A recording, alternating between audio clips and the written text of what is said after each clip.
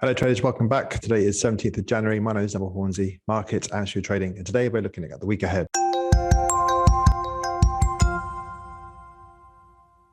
Okay, first thing I want to do is start with the YouTrading.com Forex heat map. See the bottom left-hand corner is green, top right-hand corner is turning red. So today is starting more risk on.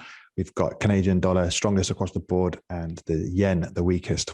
If we go to the Forex calendar, we can see that in the overnight session, China's GDP came out better than expected, and their retail sales came in worse than expected. So the retail sales is starting to sort of show a trend across the world. Whereas if we look to last week, the US retail sales also came in worse than expected. We've got Canadian and UK retail sales at the end of this week to bookend this. And I think the trend is sort of showing that retail sales are dropping. That means that consumers are not willing to spend extra cash on things that they don't necessarily need. They're having to spend more money on the goods that are sort of important to them, like fuel for their car so they can get to work. And, as rates are rising, yields are rising, then this is only going to add more pressure to the actual available cash to them. So the retail sales are probably going to be sort of showing that inflation's coming to a peak, and it'll have to drop just to meet demand. If we look at the rest of the day, bank holiday today in the US, they're respecting the Martin Luther King holiday. So the US session is likely to be quiet. We do have Canadian Bank of Canada Business Outlook survey. So the CAD might get a little bit of a boost if that comes out better than expected. Then we go into Tuesday. We've got the Bank of Japan Outlook report, their monetary policy statement, and a press conference. They're likely to remain accommodative, maybe even add more stimulus. And that could be another thing that weakens the yen.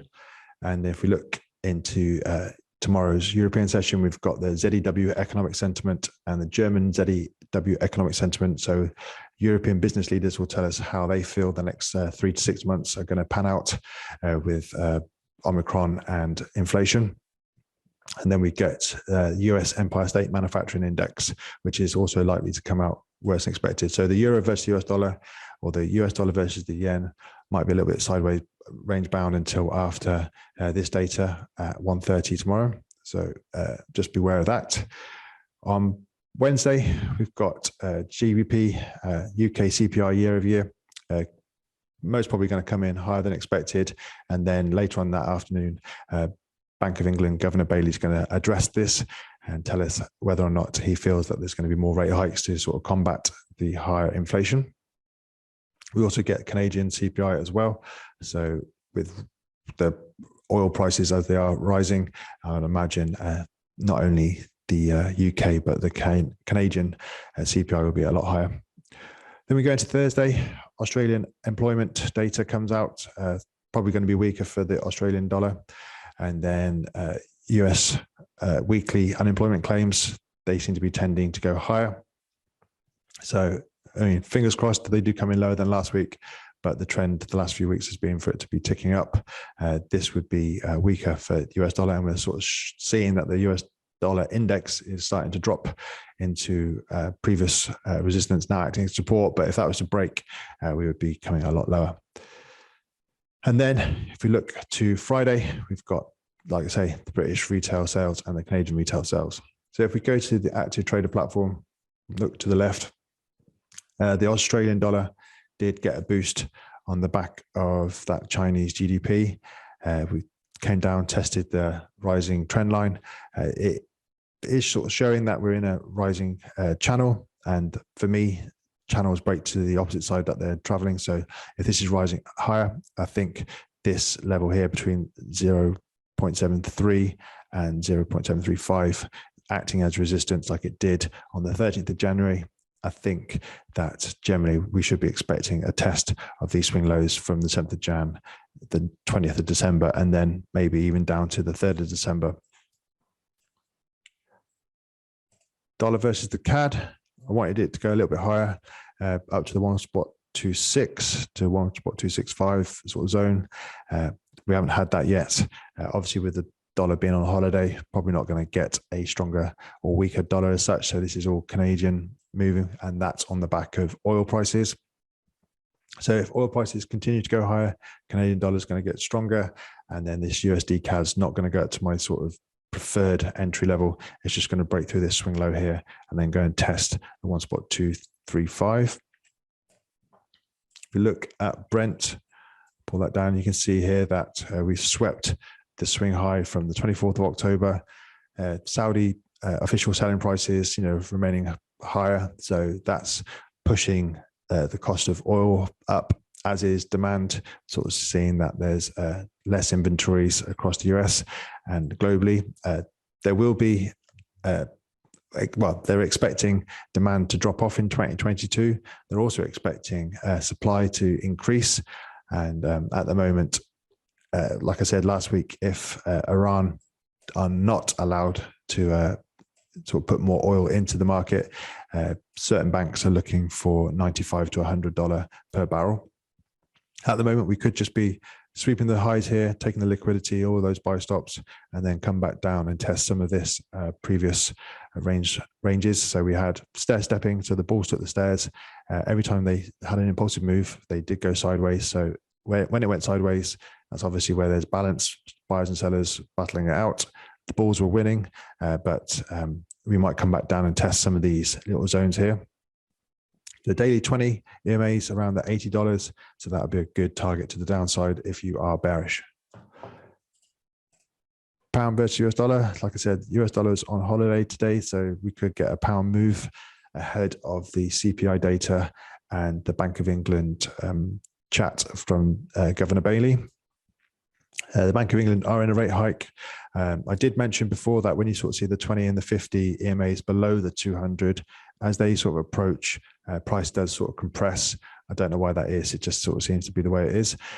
We have come up into this balance area here for sort of like the October sort of balance, rejected that. So the guys that were sort of selling here, still obviously present, or the bulls that took the initiative when the Bank of England raised by 15 basis points, maybe they've taken profits. So waiting to see what happens here. I'd imagine we'll get a bit of sideways move until Wednesday.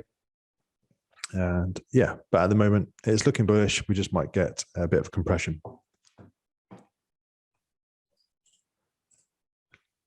Dollar yen came into a deep retracement back into this range here that I've marked out last week. The fact that we had this big rejection here on the 14th of January sort of makes you feel that this analysis is correct. Obviously, we need to get back above the 20-period moving average, get through this little balance here, and then start attacking the year's highs. But the longer this deep retracement holds, the longer this the middle of this range holds, the more confident I am.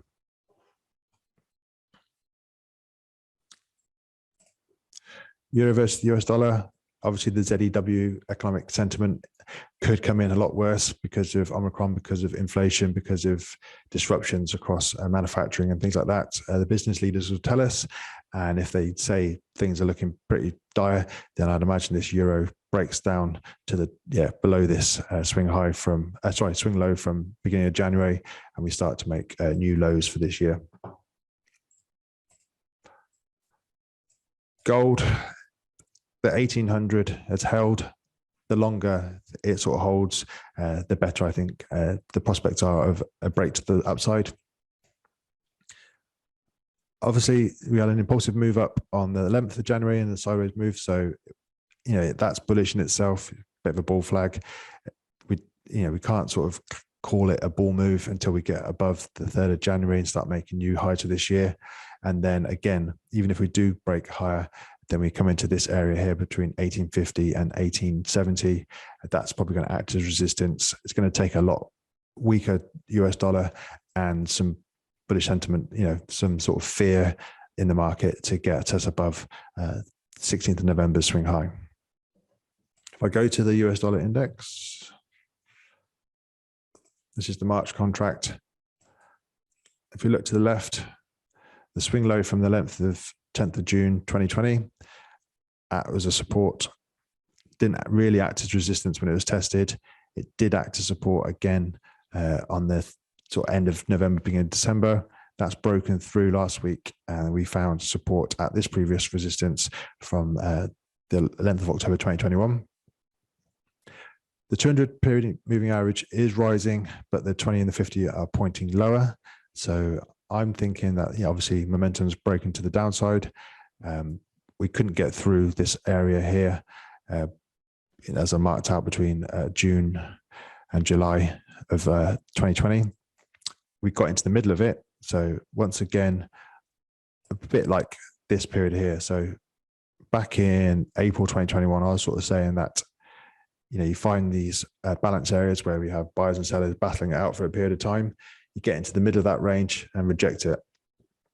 So if we just look just quickly where the middle comes in, from the high to the lows, the center is obviously here, and that's where we've rejected. So I am imagining that the dollar comes down. We were in a rising channel, which came from June 2021. We've broken through that now. Yes, we could maybe come down to the 94, hit the 200 period moving average and find support, but I think there is more chance of a downside move. If we look to the US tech, obviously as interest rates rise, yields are rising. The prospect of high growth companies within the NASDAQ 100, their potential earnings are going to look likely to diminish. So we've seen some weakness in the US tech. However, 200 period moving average is still, below, acting as support. We do have this swing high here at 15,000 acting as potential support. So if we were to get a 600 point drop, I'm looking for a bounce off that. Obviously, if we don't get there, if this was just a look below and then a retest, then I'm looking to see if we can get back above this swing high from the 12th of Jan, which is above 16,000, first to then go and test these highs up here. The US Dow Jones Industrial Average still looking like it wants to hold the 50 EMA, so that's looking bullish. And if I look at the UK 100, that's making higher highs and looking like it wants to go higher, even though there's potential for a disruption in the UK Parliament with Boris Johnson looking more likely to get ousted or have to resign because of what's going on. There's like a lack of confidence now. But the UK 100, the pound, doesn't seem to be too affected by the news or the potential news at the moment. FOMC are in blackout period until next week because we've got this FOMC on the Wednesday, the 26th. So we don't hear from the FOMC for a couple of weeks now. So that would be good. The markets, when they do move, should carry on moving back on, based on what this tier one data and slightly lesser data sort of comes out. So if we see a worsening unemployment claims, then expect the US dollar to drop. If we see a draw on crude oil inventories, expect to see oil go higher and things like that. So an interesting week, should be an easier trading week. Just keep your eye out on these red scheduled data points. And take care, and I'll speak to you again tomorrow.